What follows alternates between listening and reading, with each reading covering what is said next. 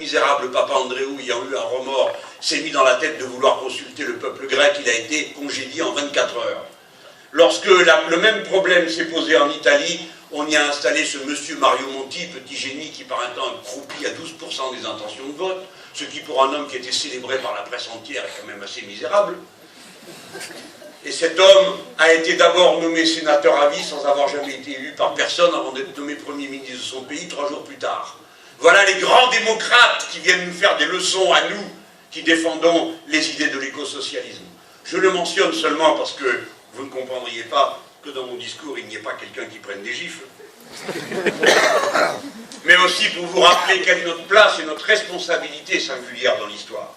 La révolution citoyenne dans mon pays aura un instrument.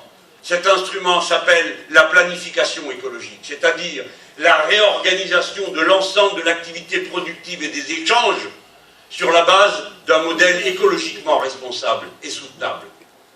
Pour cela, nous avons besoin du concours de toutes les intelligences, car contrairement au sarcasme de ceux qui prétendent que l'écologie politique du socialisme, c'est le retour à la bougie ou aux cavernes, ils ne savent pas que c'est tout le contraire. Pour réorganiser la production, la sidérurgie, les raffineries, la production d'énergie, nous avons besoin de milliers d'ingénieurs, de milliers d'ouvrières et d'ouvriers hautement qualifiés, c'est-à-dire un redéploiement général de l'activité humaine, dans lesquels nous manquerons de bras et nous manquerons de tête, plutôt que comme aujourd'hui, montrer du doigt à peu près tout le monde, précariser tout le monde, repousser dans le chômage la masse de la population qui ne demande qu'à bien faire et être utile à son pays.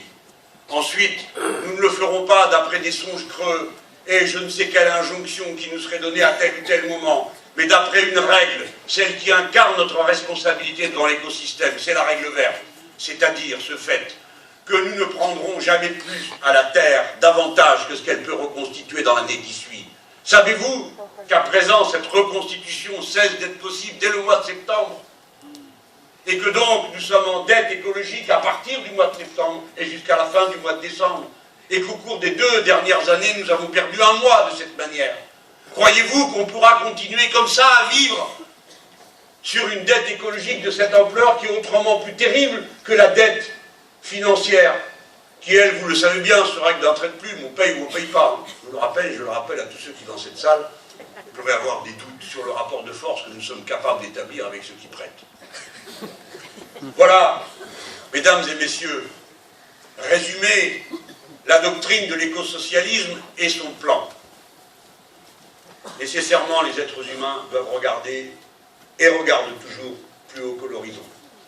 C'est la raison pour laquelle la plupart d'entre vous sont revenus, je pense, et notamment pour les plus jeunes, des illusions et des songes creux de la société néolibérale, qui a voulu faire croire à chacun que le but suprême de l'existence et le moteur principal de la vie est la cupidité, l'accumulation, le mépris des autres, l'autosatisfaction en se disant que les autres se débrouilleront bien pour rattraper le peloton de tête. Oui, j'en ai vu des gens qui ont brûlé leur vie de cette façon dans les années 90 et 2000, qui nous considéraient, nous, comme des rêveurs, des archaïques. Où sont-ils, regardant leur propre pauvre vie?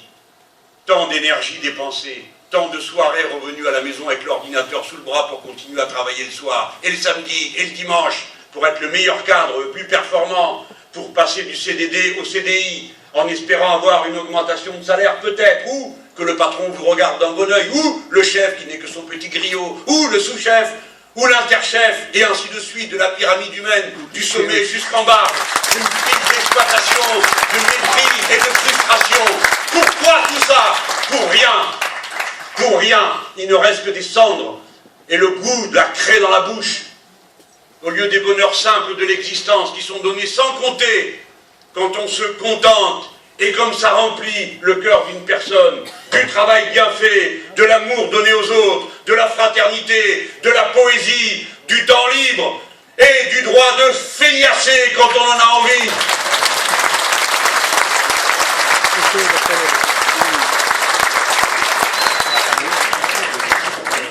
Il faut tourner la page de ce système infect et infernal, de ces valeurs pourries, de l'esthétisation permanente que le capitalisme produit à longueur de série B, des valeurs de la violence, d'une sexualité qui n'a qu'un rapport fort lointain avec l'amour, et combien d'autres choses, des sentiments humains les plus nobles, prostitués dans la société marchande. L'éco-socialisme, le républicanisme accompli auquel nous appelons, n'est pas seulement un régime politique, c'est une aspiration humaine, un horizon. Je suis certain qu'au bout du compte, nous finirons par en faire entendre cette voix plus forte que toutes les autres. Mais en attendant, et avant que nous puissions n'avoir entre nous à échanger que des poèmes, il nous faut des victoires. Nous avons besoin de la vôtre. Vous le savez bien. Je connais toute la difficulté du combat que vous menez.